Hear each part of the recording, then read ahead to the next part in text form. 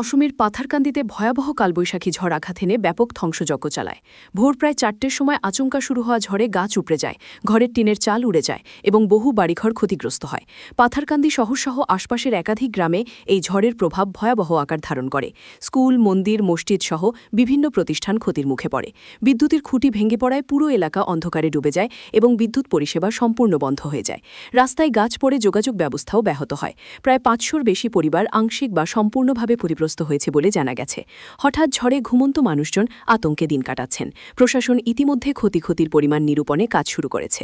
অক্ষয় তৃতীয়ার শুভ লগ্নে তো আজকে আমি যখন স্কুলে আসার পর স্কুলের যে বিভৎস রূপ দেখে আমি অত্যন্ত দুঃখিত যে স্কুলের 953 নম্বর শিববাড়ি এলপি স্কুলের গত বছরও এই ধরনের হয়েছিল।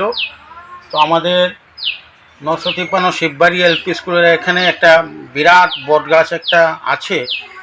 তো সেই বটগাছটা পুরা গুড়ি থেকে ভেঙে স্কুলের পুরা বারান্দা টোটাল স্কুলটা ড্যামেজ করে দেয়। তো এখন ছাত্রছাত্রীরাও এসছেন, তো আমি কি করব কোনো কিছু বলতে পারছি না।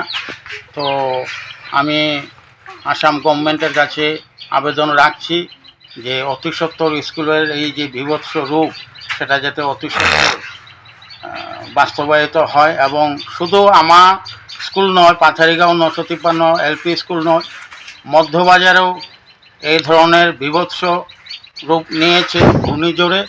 তো সবগুলোতে পাথারকান্দি কনস্টিটিউয়েন্সির উপর একটু নজর রাখার জন্য আমি অনুরোধ জ্ঞাপন করছি।